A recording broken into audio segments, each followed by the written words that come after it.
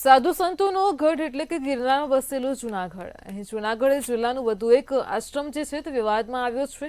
બિલખાના આનંદ આશ્રમના ભૂતપૂર્વ વિદ્યાર્થીઓ દ્વારા આશ્રમમાં ચાલતા ગેરરીતિ અને ગેરવહીવટને લઈને જિલ્લા કલેક્ટરને આવેદનપત્ર આપવામાં આવ્યું છે. શું છે સમગ્ર મામલો, જોઈએ ખાસ રિપોર્ટમાં. સનાતન વૈદિક પરંપરા અંતર્ગત નથુરામ શર્માજી સ્થાપિત આનંદ આશ્રમ બિલખા 128 વર્ષથી કાર્યરત છે. આનંદ આશ્રમમાં સુચારુ સંચાલન થાય તે માટેની રચના કરવામાં આવી હતી, જેમાં ધાર્મિક પ્રવૃત્તિઓમાં બ્રાહ્મણ ઋષિકુમાર અને પાઠશાળા યોગ કર્મકાંડ જ્યોતિષ જેવી પરંપરાઓનો મૂળ પદ્ધતિથી શીખવાડવામાં આવે અને ધાર્મિક આધ્યાત્મિક પ્રવૃત્તિઓ પણ થાય તે માટેની સનાતન ધર્મને જાળવી રાખવાના વિવિધ કાર્યક્રમોને વિનામૂલ્યે આશ્રમમાં પ્રવૃત્તિ કરવામાં આવે તે માટે આશ્રમની સ્થાપના કરવામાં આવી હતી.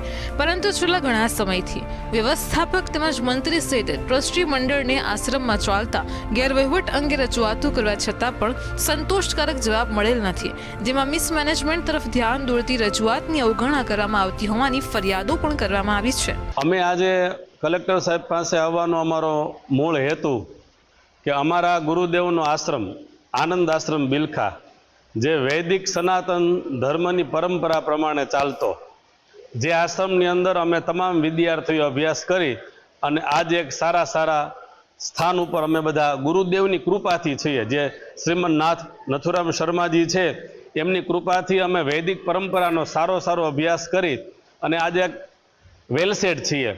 પણ અમારી આજની માંગ એ છે કે જેવો અભ્યાસ અમે કરેલો હતો અને અમારા સમયમાં જેવી પાઠશાળા ચાલતી હતી એ પ્રમાણેની અત્યારે એક પણ પરંપરા ત્યાં સચવાતી નથી. ઘણા સમયથી અમે રજૂઆતો કરવા છતાં પણ આશ્રમની અંદર જે ટ્રસ્ટીઓ છે એ લોકો અમારા રજૂઆતને દરકાર લેતા નથી અને બેદરકારી દાખવી અને જે કાંઈ આશ્રમની પ્રણાલી છે એનો ભંગ કરે છે. આ સમગ્ર આક્ષેપોને લઈને ટ્રસ્ટી મંડળ દ્વારા મહત્વના નિર્ણયો લેવામાં આવ્યા છે, જેમાં ભૂતપૂર્વ વિદ્યાર્થીઓ દ્વારા કરવામાં આવેલા આક્ષેપોને લઈને ઘણા ખુલાસાઓ પણ ટ્રસ્ટી મંડળે કર્યા છે, જેમાં આશ્રમને બદનામ કરવા માટે કેટલાક તત્વો દ્વારા આવા કૃત્ય કરતા હોવાના ટ્રસ્ટી મંડળ દ્વારા જણાવ્યું હતું. દરેક વિષય માટે કાયદાઓ છે.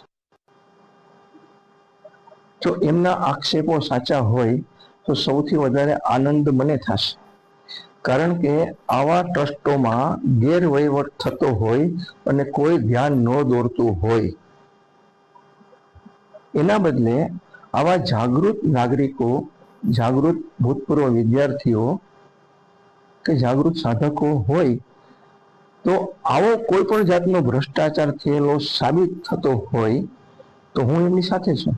આમ જૂનાગઢમાં એક પછી એક આશ્રમમાં ચાલતા વિવાદને લઈને ભાંડાફોડ થઈ રહ્યા છે.